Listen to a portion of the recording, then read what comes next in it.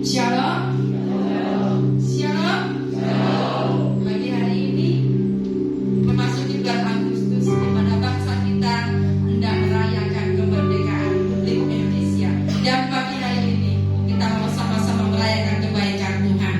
Saya mengajak kita semua untuk satu fokus, satu arah. Kita mau mengagungkan, memuliakan, dan menyanyikan nama Tuhan.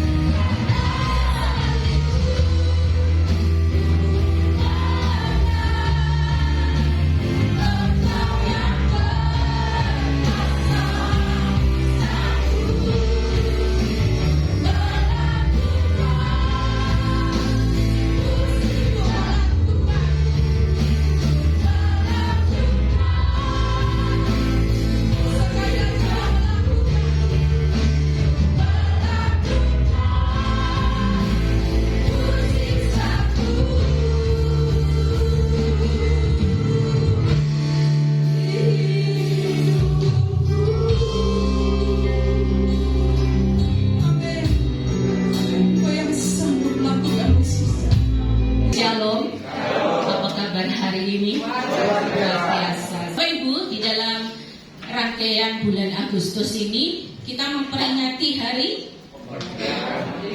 yang ke 80, sudah tua ya. Gitu. Seringkali tema-tema kita itu tentang kemerdekaan, merdeka, freedom, tentang independen, bagaimana Kristus memerdekakan. Tapi tahun ini saya ada sesuatu yang lain, Bapak Ibu. Kita tidak usah berpikir bagaimana kita bisa berkiprah di masyarakat dulu, walaupun itu penting ya. Kita nggak usah berpikir dulu yang terlalu jauh, tapi kita berpikir tentang hidup kita yang harus bisa berubah, yang harus bisa merdeka, yang harus bisa kita mengenal diri kita sendiri. Saya awali hari ini dengan self image, dengan citra diri, dengan gambar diri. Nanti hari Rabu saat ibadah Gebiar Nusantara gabungan CHCH itu ada sebuah tema yang saya sampaikan kepada pembicara tentang making more, berbuat lebih, bertambah. Harus ada yang meningkat, harus ada yang berubah, harus ada yang semakin naik, harus ada yang semakin lebih baik lagi. Nah itu, berbuat lebih dalam kasihmu, di dalam segala hal yang berurusan dengan kerohanianmu, kamu harus lebih. Di dalam keluargamu, di pekerjaanmu, di apapun itu, making more, lebih lagi dan lebih lagi. Nah, dalam rangkaian khotbah selama bulan Agustus ini, bagaimana supaya kita bisa berbuat lebih? Gak usah jauh, kita harus tahu hidup kita, kita harus tahu diri kita harus tahu siapa saya, apa kelebihan saya, apa kekurangan saya, bagaimana saya bisa hidup berdampak di tengah keluarga, di tengah masyarakat, bagi bangsa dan negara. Terlebih bagaimana saya hidup lebih berkenan di hadapan Tuhan, bagaimana saya bisa semakin setia di hadapan Tuhan, bagaimana saya bisa melakukan sesuatu untuk Tuhan, bagaimana saya bisa berbuat lebih untuk Tuhan. Nah, mulai dari diri kita sendiri, jadi supaya kita bisa merasakan yang namanya independent, freedom, kita bisa merasakan merdeka itu sendiri. Kristus sudah memerdekakan kita dari dosa, olehnya kita mau lebih lagi untuk Tuhan. Yang pertama di minggu ini, self image. Kejadian 1 ayat 27, kita akan baca ayat ini dalam terjemahan baru saja. Di slide saya tuliskan versi mudah dibaca, tapi kita akan baca di dalam terjemahan baru terlebih dahulu. Kejadian 1 ayat yang ke-27. Dalam hitungan ketiga kita akan mulai baca. Kejadian 1 ayat 27, hitungan ketiga, 2, 3. Maka Allah menciptakan manusia itu menurut gambarnya, menurut gambar Allah diciptakannya dia, laki-laki dan perempuan diciptakannya mereka. Saya akan baca dalam terjemahan versi mudah dibaca. Allah menciptakan manusia menurut gambarnya. Ia menciptakan mereka seperti Ia sendiri. Ia menciptakan mereka laki-laki dan perempuan. Bapak Ibu, yang laki-laki di sini bilang yes. Yes. Aduh, kurang semangat. Yang pria, yang cowok, yang laki-laki bilang yes. Yes. Ya. Sekarang gantian yang perempuan, yang wanita. Yang perempuan, yang wanita, yang masih cewek-cewek, dari yang muda sampai yang lansia bilang juga yes. Yes. Yes. Berarti perempuannya cuma 1, 2, 3, 4. Yang perempuan, yang wanita, cewek-cewek mulai dari yang muda, yang kecil sampai yang lansia bilang yes. Yes. Nah, gitu. Allah menciptakan laki-laki dan perempuan. Ada gender yang lain? Enggak. Ada yang mau ubah gender? Oh, di luar ada. Atau ada yang mau? Sekarang kan ini ada kepercayaan, bukan Kristen, bukan Islam, bukan Katolik, bukan Buddha, bukan Konghucu, bukan Hindu, tapi apa? Percaya kepada Tuhan yang Maha Esa. Di KTP-nya ditulis gitu, hati-hati loh Bapak Ibu ya. Percaya kepada Tuhan yang Maha Esa. Lah Tuhan yang mana? Gitu ya. Terus juga gender ini nggak laki-laki, nggak perempuan, tapi diubah menjadi netral. Kalau siang, nah kalau malam, gitu ya. Dia netral, jadi sekali-sekali dia bisa jadi laki, dia bisa jadi perempuan. Dunia sekarang sudah nggak baik-baik saja. Dunia sekarang sudah kacau balau, sudah nggak karu-karuan. Ya kan, percaya kepada Tuhan Yang Maha Esa, kemudian nggak ada laki-laki, nggak ada perempuan, jadi netral. Hati-hati Bapak Ibu, Allah menciptakan, dituliskan menciptakan manusia menurut gambarnya, menciptakan mereka seperti Ia sendiri. Nah, saya tidak akan bahas kesegambaran dan keserumpaan dengan Tuhan, tapi pagi hari ini yang akan saya bahas adalah tentang self image, tentang gambar diri, tentang citra diri. Bapak Ibu yang bawa handphone, boleh sekarang dikeluarkan. Ya, handphonenya dikeluarkan, pencet kamera. Please. Pencet kamera, terus Bapak Ibu lihat wajahnya sendiri, masing-masing. Gak usah foto sampai kanan sendiri, foto diri sendiri, gitu kan? Foto diri sendiri, coba dilihat. Coba dilihat dulu 2 menit, 3 menit. Yang difoto itu, yang di kamera itu ayu enggak? Cantik atau menyebalkan? Kok menyebalkan? Yang di kamera situ yang bawa-bawa cowok-cowok ganteng enggak? Ganteng atau bencek? No? Ganteng nggak? Oh ya, Om masih lihat. Ganteng nggak Om? Coba dia juga ganteng ya? Oh, iya. Iya lah, coba dilihat sendiri. Kalau minggu pagi itu saya paling senang kalau memperhatikan ibu-ibu yang dari sana langsung nengok ke situ ya.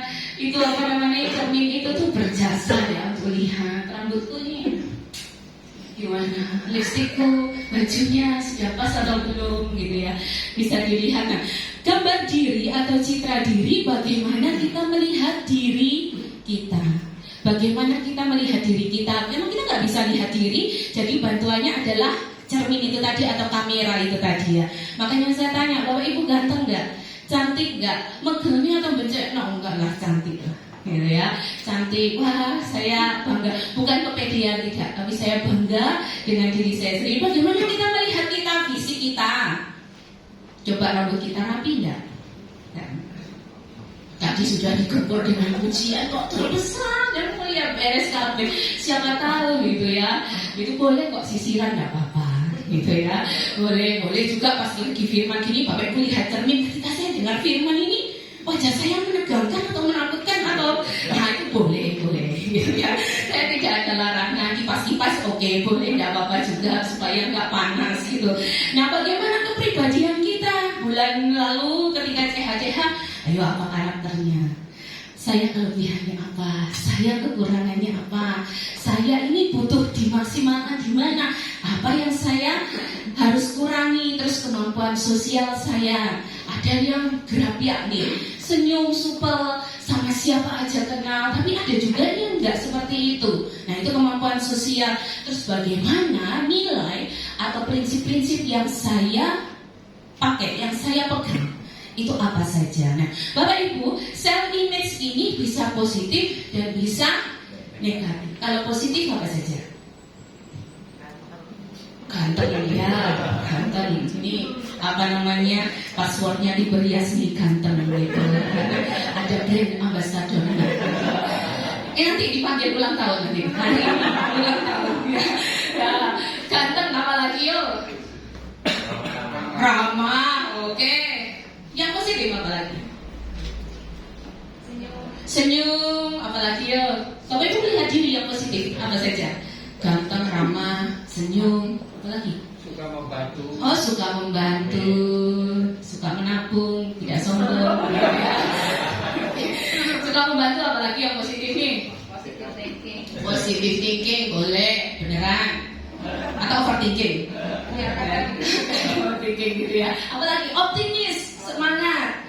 Apalagi yo, saya jadi blank nih pagi ini sebenarnya ya. Menerima diri apa adanya, bersyukur, apalagi ya, inovatif, kreatif, supel, mudah bergaul gitu ya, dinamis dan lain sebagainya. Tapi gambar diri ini juga ada yang negatif. Ayo, apa yang negatif dari Bapak Ibu? Nesuan. langsung lainnya apa lagi? Minder. Terus gak peduli cuek. Nah ini ada bumi gonjang ganjing, gempa bumi. Mana gue pikirin apa lagi yang negatif ini? Kurang semangat gitu ya, kurang setia, kurang semangat. Apalagi? Mudah patah apa yang patah? Semangat. Ada banyak ya, ada insecure, nggak tahu, nggak bisa fokus ke hal-hal yang negatif. Nah Bapak Ibu, faktor pembentuknya ada banyak. Di antaranya pengalaman masa lalu, masa kecil. Nah itu tuh terbawa label atau sesuatu yang diberikan kepada kita itu seringkali membekas. Ya kamu aja gitu, gak isoman. Nah gitu ya. Kamu jadi gitu, kamu bodoh. Nah itu label gitu ya. Itu label yang diberikan baik oleh orang tua maupun oleh orang-orang di sekitar kita. Ojo ngono toh, ya ojo baperan. Nah itu tuh label-label. Nah kalau labelnya itu negatif, yang kita bawa sampai besar juga negatif. Kalau labelnya itu positif, yang kita bawa sampai besar itu positif. Nah, menurut penelitian dari orang-orang yang berkecimpung di dalam dunia psikologi katanya, kalau kamu masa kecilnya kamu selalu dapat 5 kalimat negatif, itu kamu harus membalikkannya menjadi 10 kalimat positif. Dalam perjalanan hidupmu, kamu harus dapat 10 kalimat positif. Dapat dari mana? Gitu ya. Apakah kita harus jaga di sekitar? Ya dapat dari kita sendiri itu tadi. Bapak Ibu pegang tangan. Aku mampu, aku bisa, gitu ya. Ayo semangat, ojo ngelukro, gitu ya. Ojo lemah itu, ayo bangkit. Nah, kita pegang sendiri tubuh kita dan kita katakan sesuatu yang positif fisik.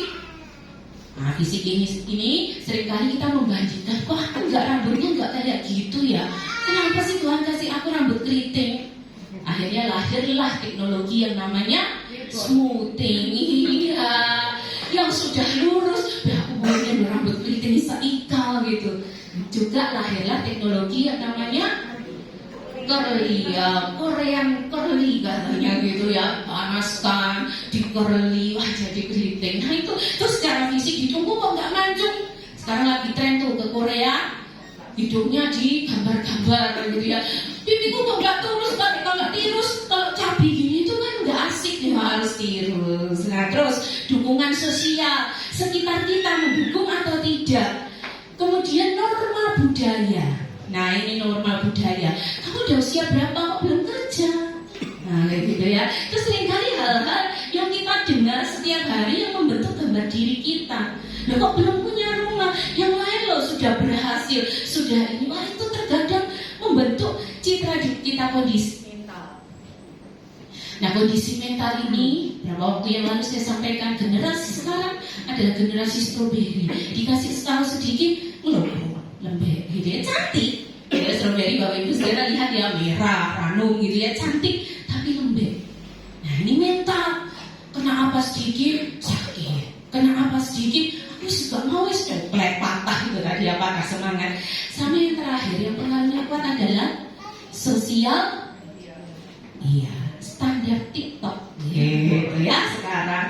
Cantiknya TikTok tuh gimana, filter itu ya kan. Coba kalau foto sendiri tanpa filter, mulus enggak, bladus.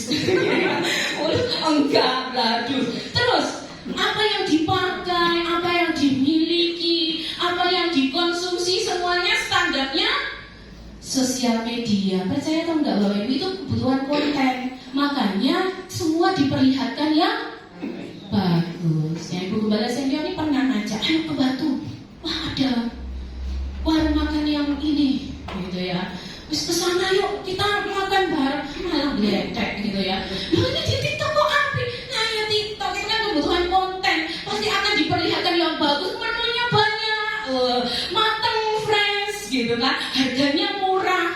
Sampai sana ya enggak, mau cari 1 ekor tanpa nasi ya berapa? 20.000, 25.000, beli di pasar dapat banyak. Nah itu sosial media seringkali menjadi acuan kita. Nah salah satu citra diri atau gambar diri yang sering kali terdengar, ini saya akan bahas sedikit aja, yang sering kali terdengar dalam kehidupan kita. Kamu bisa ini enggak? Enggak bisa. Aku butuh bantuan ini, enggak tahu. Pernah dengar itu? di sekitar kita, atau diri kita sendiri yang terkadang bilang gak iso aku, bisa ya apa-apa kamu gak iso gitu ya, gak bisa, gak tahu. Nah Bapak Ibu, kalau kita sedikit ngomong gak bisa atau gak tahu, bukan untuk orang lain, tapi Bapak Ibu menutup diri sendiri terhadap sesuatu hal. Ya, kalau kita sendiri bilang, ayo toh berusaha, gak iso aku, gak mau aku. Nah itu menutup jalan diri kita untuk bisa lebih baik, untuk gak bisa making more itu tadi, gitu ya. Gak tahu aku ditanyai, Matthew apa ini? Gak tahu kah? Nah, saya paling anti jawaban tidak tahu. Cari tahu dulu. Kalau sudah mentok baru bilang mama, gitu ya. Jawaban gak tahu aku, gak bisa aku. Nah, Bapak Ibu, kata-kata yang seringkali kita dengar atau yang seringkali kita ucapkan itu membentuk sebuah pola dalam hidup kita. Kalau kita seringkali bilang nggak bisa, nggak tahu, itu polanya adalah kita nggak bisa, kita nggak tahu, kita nggak bisa, kita nggak tahu, pola kita nggak bisa, kita nggak tahu. Nah setelah bentuk pola, lama-lama ketika diucapkan itu menjadi sebuah keyakinan atau kepercayaan, atau menjadi sesuatu yang kita yakini bahwa aku memang nggak mampu, aku memang nggak bisa. Dan ketika itu menjadi keyakinan yang kuat dalam diri kita, itu menjadi realita.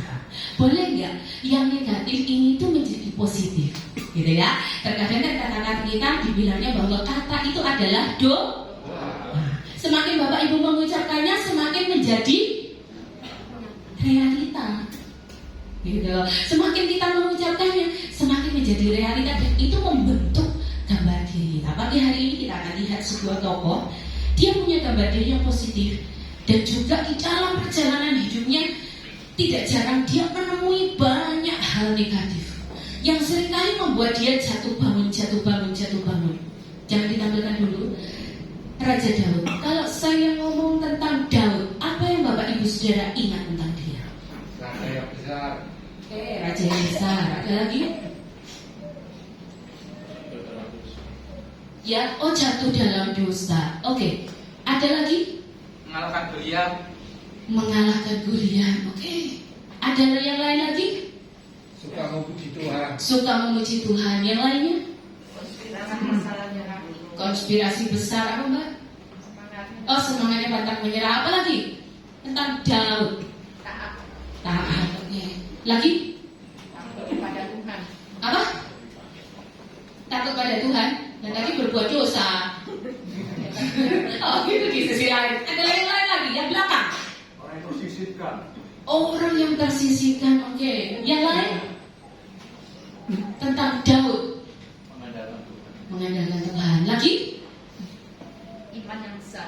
Iman yang besar.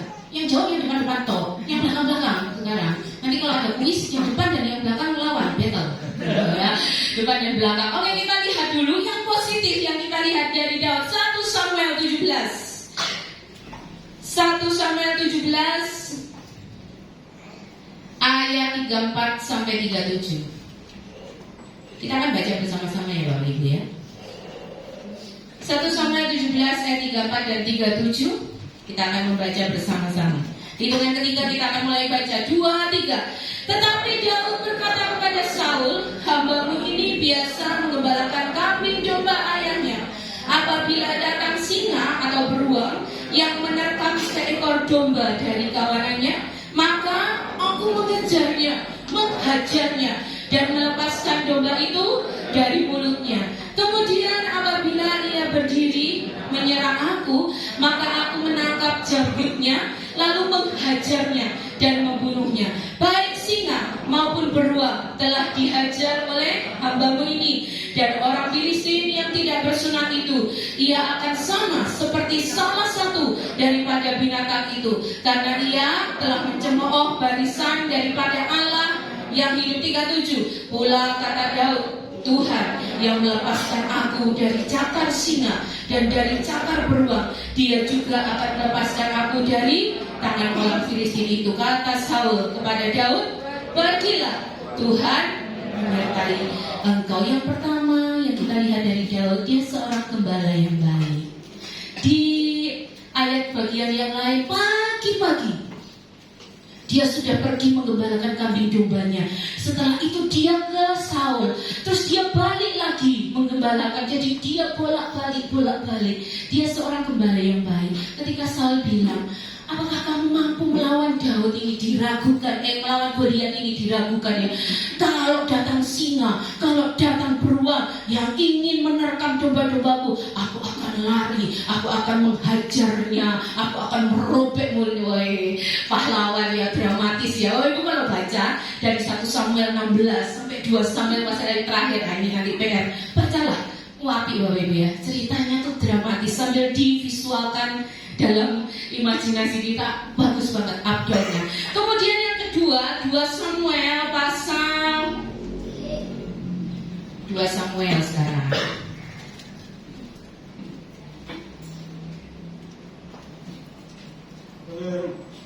2 Samuel pasal 23 ayat 1. Nah, ini kaum pria baca. Semua pria, mulai dari yang muda sampai yang tua. 2 Samuel 23 ayat 1. Sudah ketemu semua? 2 Samuel 23 ayat 1, 2, 3. Inilah perkataan Daud yang terakhir. Tutur kata Daud bin Isai dan tutur kata orang yang diangkat tinggi, orang yang diurapi Allah Yakub, Mazmur yang disenangi. Iya, Mazmur yang disenangi di Israel. Dalam versi mudah dibaca, di sana dituliskan penyanyi kesayangan Israel. Wah, ternyata Daud ini selain dia gembala yang baik, rupanya suaranya dia merdu, ya. Rupanya dia suaranya merdu, pintar buat lagu, pintar menyanyikannya. Bahkan di Tawarik dikatakan bahwa pandai membuat alat musik. Jadi alat-alat musik yang pernah dibuat oleh Daud, gitu ya, dituliskan alat-alat musik yang pernah dibuat oleh Daud. Merdu puitis rupanya Daud ini ya. Jadi penyanyi, suaranya keren, suaranya nyaring, suaranya enak didengar. Penyanyi kesayangan Israel. Sekarang wanita semuanya, baca 2 Samuel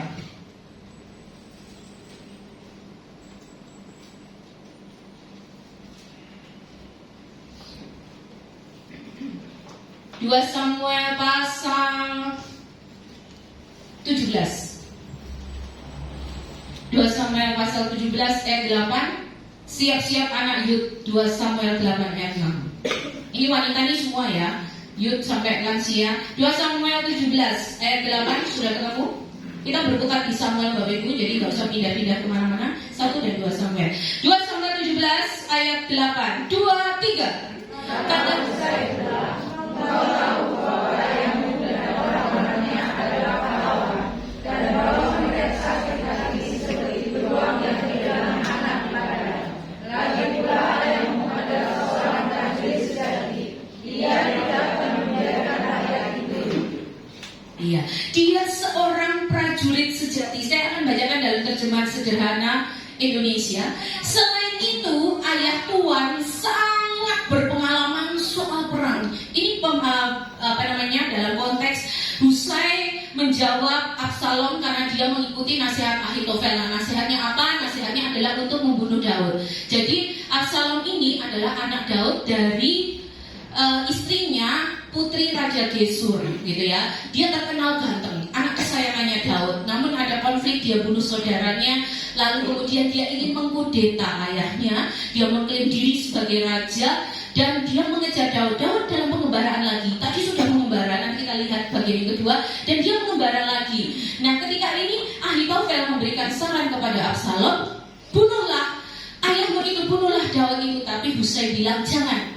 Ayahmu itu seorang ahli perang. Dia prajurit sejati. Dia pengalaman soal perang. Sekarang anak Yud, 2 Samuel 8 ayat 6. Baca dengan lantang, baca dengan suara keras. Saya ingin tahu seberapa keras anak-anak Yud ini. 2 Samuel pasal 8.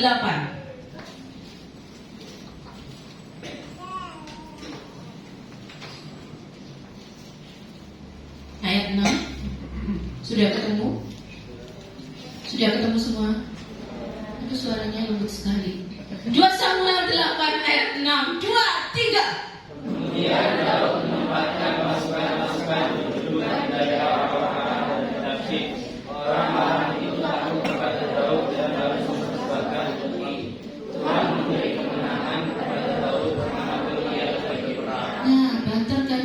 suaranya, kapan-kapan nyanyi ya. Ya, pakai suaramu untuk memuji Tuhan ya. Nanti ini aja, insidental aja, spontanitas aja ya.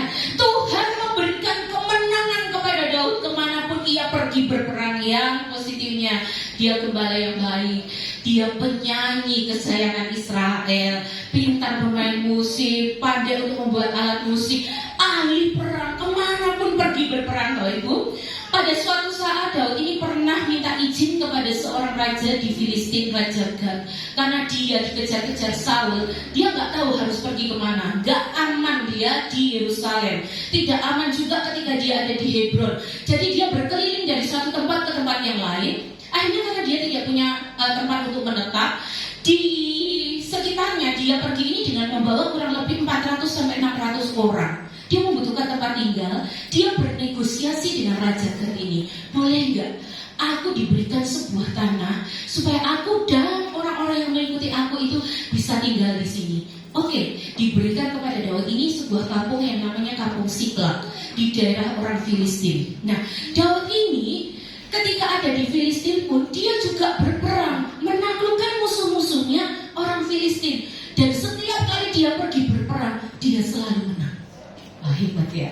Jadi bukan hanya untuk Israel, bukan hanya untuk Yehuda kaumnya, tetapi saat dia ada di Filistin pun dikatakan bahwa kemanapun Daud ini pergi berperang, dia selalu menang. Bahkan orang-orang Filistin pun tahu ini yang dikatakan oleh penyanyi-penyanyi yang ada di Yerusalem, bahwa Saul mengalahkan beribu-ribu, tapi Daud mengalahkan berlaksa-laksa.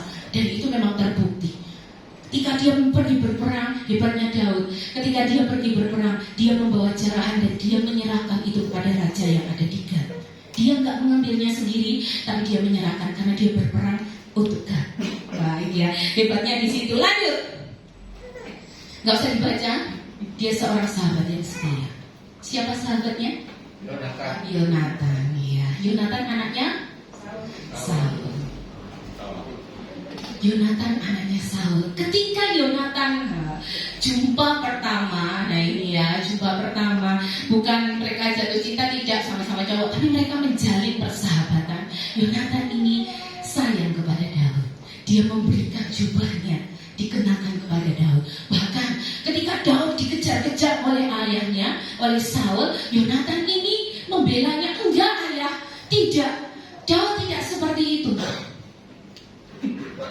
Dan dalam beberapa kesempatan ketika mereka berpisah, Yonatan ini selalu datang menjumpai Daud dan menguatkan kepercayaannya. Lalu mereka bersumpah di hadapan Tuhan, bahkan mereka akan menjalin persahabatan sampai nanti keturunan-keturunannya. Bapak Ibu, sahabat yang kayak gini susah untuk ditemukan. Kalau Bapak Ibu punya satu aja, ya, punya satu aja pagi hari ini, batin dalam hati, Tuhan berkati sahabatku itu, gitu ya. Tuhan berkati dia. Loh, kita nggak tahu kebutuhan orang sekarang, nggak ada yang orang sekarang. Punya satu aja, jaga itu. Dia bersumpah bahwa akan menjadi persahabatan. Terbukti dalam 2 Samuel pasal 9, ketika Daud sudah ada di istananya, Daud bertanya, adakah dari keturunan Saul yang masih hidup? Ada. Siapa dia? Mephiboset, seorang yang timpang. Bahkan sampai Daud melarikan diri karena dikejar-kejar Absalom ini, dikatakan bahwa Mephiboset ini tidak bercukur, tidak mengganti pakaiannya. Saya menunggu Tuhan pulang. Itu kasih karunia. Saya pernah bahkan ini kat favor, kasih karunia Allah. Orang yang sebetulnya nggak layak. Saul itu musuhnya Daud. Dia berapa kali dikejar-kejar akan dibunuh, tetapi dia menunjukkan kasihnya karena persahabatannya dengan Yonatan, karena sumpahnya itu. Dan ini tadi mahir negosiasi yang saya katakan, dia pergi ke Gad dan dia menumpang di Siklag itu tadi yang terakhir. 1 Samuel 16 ya, kita lihat 1 Samuel 16. Kita bacalah bersama-sama ya ayat ini. 1 Samuel 16.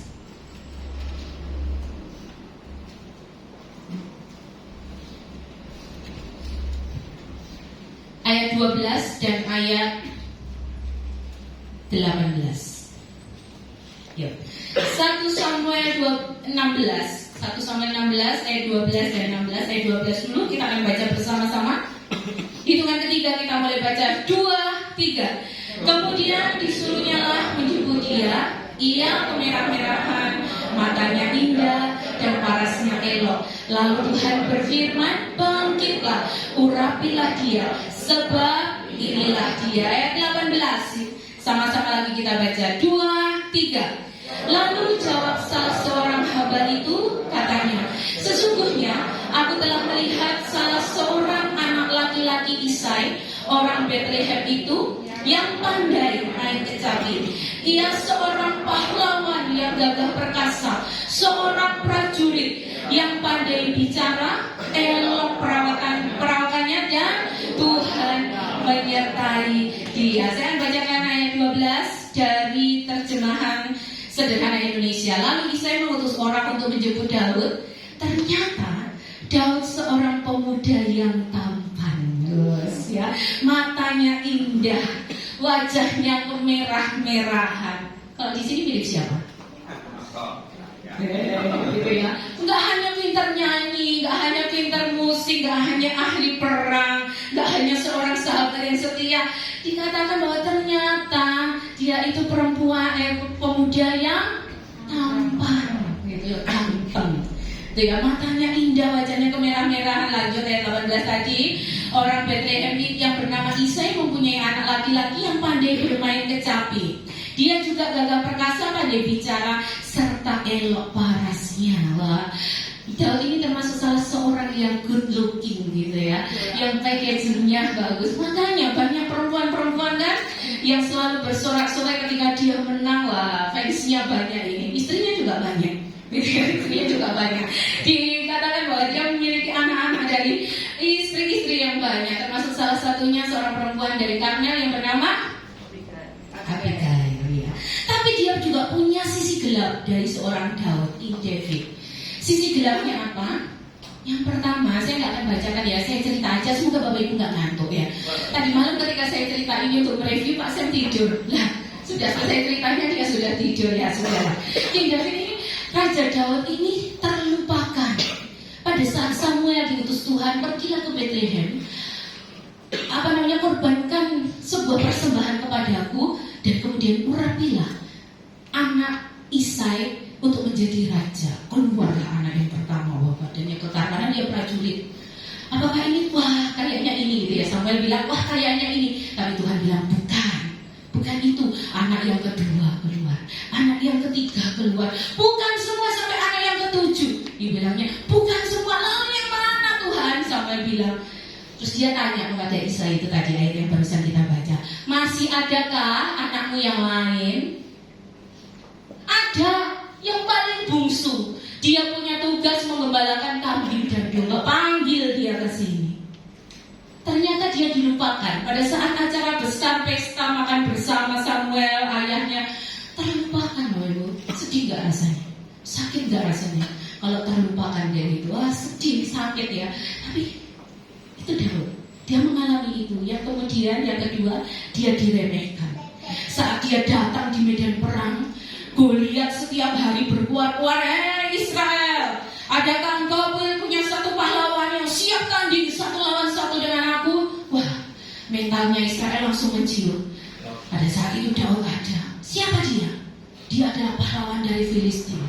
Dia bilang kepada Saul, aku akan melawannya. Tapi Saul bilang, kamu bukan prajurit, bagaimana kamu bisa melawannya? Bahkan kakaknya yang tertua mengatakan, ngapain kamu kesini?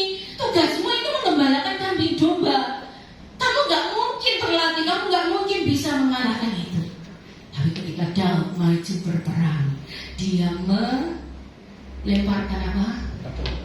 Ya itu pengali-ali. Masih ingat lagi itu? Waktu Daud Goliat datang, Daud datang, diayunkan, Goliat mati, bersorak victory, diremehkan diri. Tapi dengan batu yang kecil, batu kali yang licin, itu bisa mengalahkan Goliat yang tingginya 3 meter, yang gagah perkasa. Ternyata bukan hanya Goliat saja, Bapak Ibu. Di bagian akhir dalam Samuel, Daud pun juga pernah melawan raksasa-raksasa Filistin. Bahkan ada yang bertangan berjari 6. Jadi total jarinya, tangan kaki itu total ada 24 jari. Wah, itu raksasanya Filistin ya. Daud ini menjadi target pembunuhan. Saul nggak tahu kalau Daud diurapi menjadi raja. Ketika dia ditolak oleh Tuhan, roh yang dari Tuhan undur dari badannya. Dan Samuel kecewa ketika berjumpa dengan Saul, karena dia tidak seperti apa yang ketika awalnya Saul ini diperkenalkan kepada bangsa Israel. Ada Daud. Saat itu Daud ini main kecapi di hadapan Saul. Setiap kali roh yang dari Tuhan, roh jahat dari Tuhan mengganggu Daud main kecapi, lalu roh jahat itu undur. Hati Saul jadi tenang, jadi nyaman. Tapi apa? Dia terus-terusan jadi target pembunuhan, bahkan dikejar kemanapun Daud ini pergi. Oh, Daud ada di Nob, Saul dengan pasukannya ke sana. Daud ada di Gua Adulam, Saul dengan pasukannya ke sana. Daud ada di Filistin, Saul dengan pasukannya juga ke sana. Kemanapun Daud pergi berkelana jadi buronan ini, target pembunuhan ini, itu Saul selalu ada. Tapi dalam beberapa kesempatan Daud bisa membunuh Saul. Namun apa katanya Daud? Aku tidak mungkin melukai, menjamah orang yang diurapi oleh Tuhan. Aku tidak mungkin mencelakai. Dia jadi buronan. Tadi dikatakan dia juga berdosa. Karena apa? Alkitab jujur, Daud sekalipun raja yang luar biasa, the warrior king katanya ya, raja yang penuh kemenangan, kemanapun dia pergi berperang. Tapi dia juga manusia biasa yang punya kelemahan. Jatuhlah dia pada seorang Batseba, istrinya Uria. Uria orang, pertanyaan saya ini ya, orang Het. Uria orang Het. Uria taruhlah dia di pertempuran yang paling sengit, di medan paling depan, karena Daud menginginkan Batseba ini. Namun Tuhan baik, ada Nathan yang mengingatkan dia supaya Daud balik lagi kepada Tuhan. Lanjut, dia dipermainkan dalam pernikahan. Ketika dia menang dari Goliat, Saul itu punya 2 anak perempuan namanya. Saul punya 2 aja anak perempuan namanya Merab dan Mikal. Nah, nanti kawan-kawan kuis ya Bapak Ibu ya, Merab dan Mikal. Kalau kuis. Ketika Daud ini menang melawan Goliat, Saul ini biasa ya, ketika seorang pahlawan itu menang biasanya diberikan anak perempuannya gitu ya. Daud ini Merab ini diberikan kepada Daud. Tapi pas menjelang hari pernikahannya, Saul memang jahat. Merab ini dinikahkan kepada orang lain. Jadi Daud gak jadi menikah dengan Merab. Lalu Saul punya anak yang kedua namanya Mikal. Mikal ini jatuh cinta kepada Daud. Mikal juga ada andil untuk menolong Daud. Bapak Ibu baca aja kisahnya ya. Mikal ini jatuh cinta. Oke lah, baiklah kalau Mikal ini jatuh cinta, aku akan memanfaatkan Mikal supaya Daud ini bisa aku bunuh. Terus Saul bilang apa? Berikanlah mahar kepadaku, bukan harta benda, tapi berikanlah 100 kulit katan orang Filistin. Wah, Daud gampang itu ya. Daud datang, bukan hanya 100, dia membawa 200. Ya, menang, perang di mana-mana dia menang kok. Dia membawa 200. Akhirnya Mikal ini diberikan kepada Daud menjadi istrinya. Nah, Mikal ini nanti yang mencemooh dia ketika tabut Allah kembali ke Yerusalem. Daud menari-nari gitu. Masakan raja Israel bertelanjang dada di antara budak-budak perempuannya. Itu yang berapa waktu saya sampaikan ya. Dia bilang, aku menari, aku memuji untuk menghormati Tuhan gitu ya. Untuk menghormati Tuhan. Nah, Bapak Ibu, yang kedua sama, Mikal ini juga diberikan kepada orang lain untuk menjadi istrinya. Tapi nanti di bagian akhir Mikal dijemput pulang. Jadi 2 kali Daud itu dipermainkan dalam pernikahannya. Sakit ya Bapak Ibu ya. Citra dirinya pasti akan turun. Dia juga ketika dikejar oleh Saul dan banyak orang mengenalinya, pura-pura gila gitu ya. Dia pura-pura gila, menoreh-noreh, kemudian badannya dilukai, dia pura-pura gila.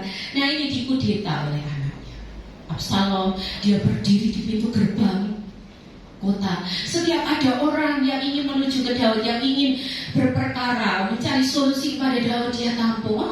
Ke saya saja, nanti saya akan bereskan. Lalu Absalom ini ke Hebron dan dia mengklaim bahwa saya Raja Israel. Daud pergi mengembara lagi, itu barusan nyampe di Yerusalem gak berapa lama. Daud pergi lagi mengembara. Dia dari satu tempat ke tempat yang lain. Bahkan terakhir perang dengan Absalom ini di sebuah hutan 2-18. di sebuah hutan Efraim. Nah, inilah latar belakang di Mazmur 23 itu. Jadi Mazmur 23, Tuhan adalah gembalaku, aku tidak akan kekurangan suatu apapun. Itu adalah latar belakang kisah di mana Daud ini mengembara dari satu tempat ke tempat yang lain. Dalam situasi mencekam, sekalipun aku dalam lembah kekelaman, aku tidak takut bahaya karena Engkau besertaku. Itu ya, itu latar belakangnya. Ketika ada perang di hutan Efraim, itu hutan yang sangat lebat, Daud masih sempat-sempatnya berpesan, kalau kamu ketemu Absalom anakku, jangan kamu bunuh. Prajuritnya semua dengar, tapi yang ketemu dengan Absalom pada waktu itu adalah Yoab. Lalu sama Yoab ditikam dan kemudian dimasukkan di jurang, ditimbun dengan batu. Dan Daud merasa sedih. Untuk apa Tuanku bersedih? Dia seorang yang memberontak, dia seorang yang ingin mengacaukan kerajaan. Untuk apa Tuanku bersedih? Akhirnya Daud, oke, saya tidak akan bersedih lagi ya. Itu kehidupan menjelang akhir akhirnya Daud. Dan yang terakhir, apakah Daud pernah mengalami insecure? Pernah. Daud bukan dari keturunan raja. Raja pertama Saul. Seharusnya yang menggantikan Saul adalah Yonatan. Ya, Saul pernah berkata kepada Yonatan, kalau bukan kamu bersahabat dengan Daud, kamu yang akan jadi raja di Israel. Daud bukan dari kerajaan, dari keturunan kerajaan, bukan dari keturunan bangsawan. Nama ayahnya Daud adalah Isai. Bapaknya Isai namanya Obed. Bapaknya Obed namanya Boas. Bapaknya Boas namanya ada Bes. Bapaknya Boas namanya Salmon dulu. Nah, bapaknya Salmon baru Nahason. Ya, Salmon itu suaminya Rahab. Ya, 100. Oke, itu saja intermezzo ya. Jadi saat Daud ini dari keluarga yang sederhana. Beberapa kali kalau Bapak Ibu nanti baca di dalam kisahnya Daud, aku bukan dari keturunan raja, aku ini orang biasa, aku ini bangsa yang kecil, aku ini dari sebuah desa, dari Bethlehem, aku nggak punya apa-apa. Dia insecure juga Bapak Ibu. Ternyata gambar diri positif dan negatif ini ada dalam kehidupan kita. Dalam diri Daud pun ada yang positif, dia ganteng, dia tampan, wah dia penyanyi. Tapi di saat sisi dia insecure, dia dikejar-kejar jadi buronan. Dia seorang yang berdosa, bahkan dosanya diingat sepanjang zaman. Dia dipermainkan dalam pernikahan, dia dikejar-kejar, dia dilupakan, diremehkan, sampai dia berpura-pura gila. Apa kalau mentalnya nggak kuat, dia bisa hang ya. Tapi dia mentalnya seorang kuat karena dia seorang prajurit. Nah, apa kata firman Tuhan tentang gambar diri dalam kehidupan kita? Apa itu citra diri? Apa yang firman Tuhan katakan tentang hidup kita? Yaitu menemukan sebuah nilai yang berharga di dalam Kristus. Yesaya pasal 43. Kita akan baca Yesaya. Kalau Josi sudah berdiri ini sudah mau selesai. Ya, karena biasanya foto-foto yang bagian akhir ya, itu. Jadi itu kodenya. Saya kasih tahu, pokoknya kalau kameramen sudah berdiri, itu sudah mau selesai. Tapi ini belum selesai. Yesaya 43 ayat yang keempat. Bagian A saja ya, sampai mengasihi engkau, maka nggak usah kita baca. Yesaya 43 ayat yang keempat, Bapak Ibu bisa baca di depan. Kalau di depan kelihatan semua itu. 2, 3. Oleh karena engkau berharga di mataku dan mulia, dan aku ini mengasihi engkau. Bapak Ibu katakan, aku berharga, aku mulia, aku dikasihi oleh Tuhan. Sekarang kata aku diganti nama masing-masing ya. Bapak Ibu kenal ya dengan diri sendiri ya. Jangan lupa nanti namanya siapa gitu. Yang dengan nama masing-masing. Yuk 2, 3. Kesha berharga, Kesha mulia, dan Kesha dikasihi oleh Tuhan. Apapun yang Bapak Ibu secara alami dari pujian mulai pikir pancen ada masalah ya. Satu masalah kelar muncul lagi, satu masalah belum kelar ada lagi. Wah, kayak rasanya nggak barbar sih Tuhan. Episode dalam hidup ini ya, masih hidup Bapak Ibu. Masih hidup selalu banyak masalah, tapi apapun yang ada, nilai diri, gambar diri, citra diri Bapak Ibu adalah aku berharga, aku mulia, dan aku dikasihi oleh Tuhan. Ini loh buktinya. Setiap awal bulan kita ambil roti dan anggur, itu menunjukkan betapa berharganya kita di hadapan Tuhan. Hal yang tidak bisa pilih itu seringkali kita bandingkan hidup kita dengan orang lain, atau seringkali kita tidak bersyukur. Hal yang tidak bisa kita ubah yang pertama adalah orang tua. Bapak Ibu ingin ganti orang tua? Enggak ya, dia bisa gitu ya. Kalau ada yang ingin ganti anak,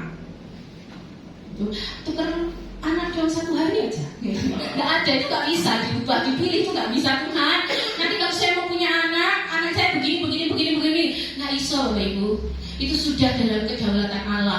Tempat dan waktu kelahiran itu juga nggak bisa diubah. Tak mudahin dari 5 tahun, gitu ya, atau tak tuain, ya. Gender itu tadi ya. Ada yang mau ubah gender? Di sini dalam nama Yesus nggak ada ya. Gitu. Iyalah, namanya Tuhan bersyukur dengan apa yang Tuhan karuniakan. Suku juga nggak bisa diubah. Mau operan dengan Pak Sem? Dengan Pak Sem ganti dong sukunya. Saya suku Ambon kasih marga. Pak Sem jadi orang Jawa, ya nggih, ojo gendel. Kemarin Ibu. Ciri fisik ada yang ingin berubah? Oplas. Nggak bisa diubah Bapak Ibu, nggak bisa diubah. Mau rambut mau tadi yang teknik smoothing itu tetap dasarnya keriting gitu ya. Kalau mau pakai pemutih wajah, ya tetap naik. Atau mau dihitamkan, gitu ya. Rasanya nggak ada deh kalau mau dihitamkan gitu. Mau dikuruskan, digemukkan, nah itu masih bisa. Hal yang bisa diusahakan nih, hal yang bisa diusahakan. Tadi nggak bisa diusahakan, tapi hal yang bisa diusahakan. Lanjut Yos. Nah, pengen cantik, banyak-banyak bersyukur. Ojo meluhai. Coba senyum Bapak Ibu. Bapak Ibu kalau senyum itu cantik dan ganteng. Coba ditoleh sampingnya. Cantik nggak kan? Cantik dan ganteng itu bisa diusahakan gitu ya. Apalagi teknologi sekarang sangat modern. Rapi dan wangi. Coba wangi nggak? Ada yang nggak mandi pagi ini? Wah, tangan kau terbesar sekali breng gitu ya.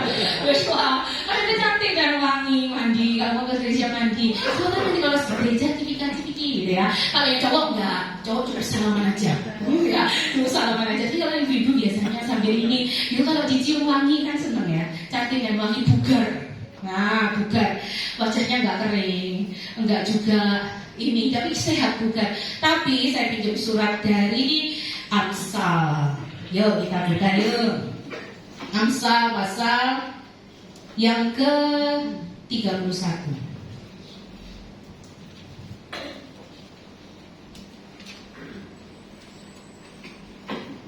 Amsal 31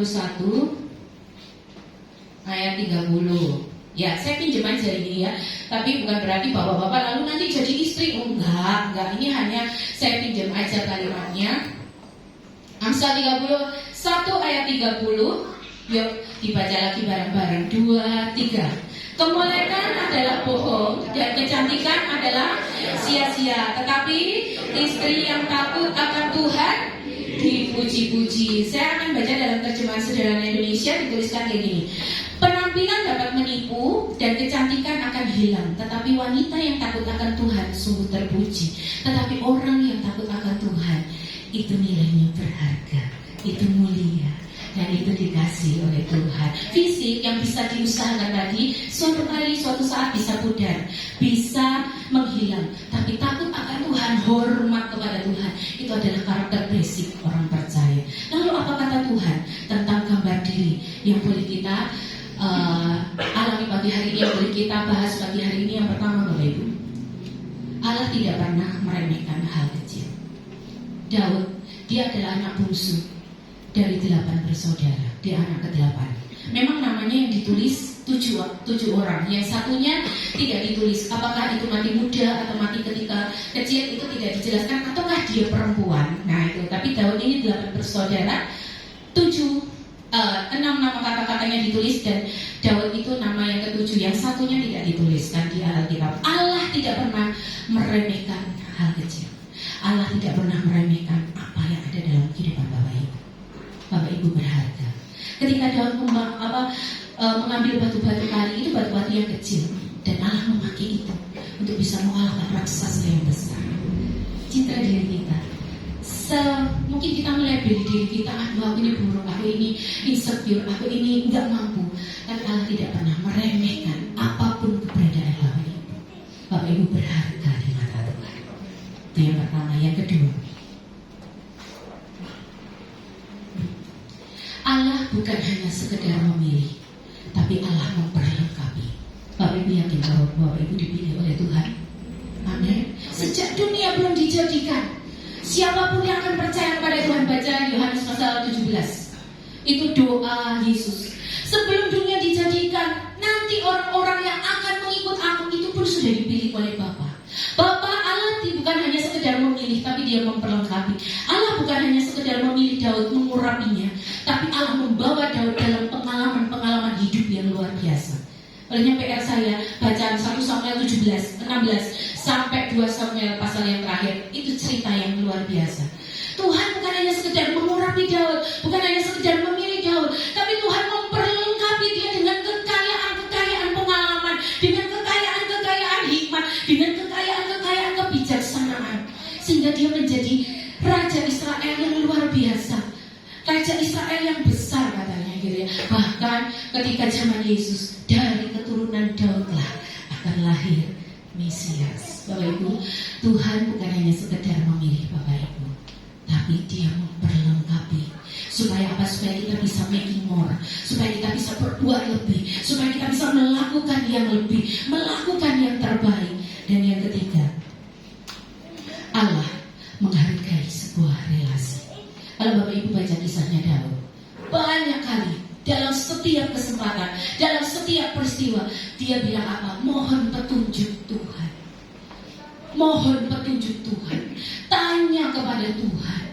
Selalu mengandalkan Tuhan dalam hidupnya. Selalu berserah kepada Tuhan. Tema ini masih ada. Connected, terhubung dengan Tuhan. Allah menghargai sebuah relasi. Allah menghargai sebuah hubungan yang indah dengan Tuhan. Dan citra diri atau gambar diri yang berharga, yang mulia itu didapat dari mana? Dari relasi yang erat dengan Tuhan. Saat kita terus dengar firman, apa yang firman katakan, itu dapat melunturkan, itu dapat menguburkan segala hal yang negatif yang mungkin pernah kita dengar dalam kehidupan kita di masa lalu. Tapi firman Tuhan itu akan membentuk kita menjadi pribadi yang berkenan di hadapan Tuhan. Semakin kita dengar firman, semakin kita baca firman, semakin kita bergaul dengan firman, semakin kita merenungkan firman, firman akan mengubah karakter kita. Karena itu akan berbanding lurus. Semakin kita dengar firman, firman itu yang akan mengubah karakter kita. 2 Timotius 3:16, Dia memperbaiki kelakuan, mendidik orang dalam kebenaran, menyatakan kesalahan, dan senantiasa boleh memperlengkapi hidup kita untuk hal-hal yang baik. Tapi kalau kita sering dengar firman, kehidupan kita tetap aja itu pertanyaan besar. Apa yang kita baca, apa yang kita dengar? Ya, 3 hal ini. Bagaimana citra diri dibentuk? Adanya relasi dengan Tuhan. Itu yang terpenting. Tuhan memperlengkapi kita. Tuhan menyediakan apa yang kita butuhkan. Dan sekali lagi, Tuhan tidak pernah meremehkan hal-hal kecil dalam hidup kita. Apa yang kecil, kalau kita serahkan kepada Tuhan, maka Tuhan akan buat itu menjadi sesuatu yang luar biasa. Amin.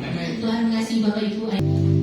Engkau Tuhan yang setia, sumber kekuatanku.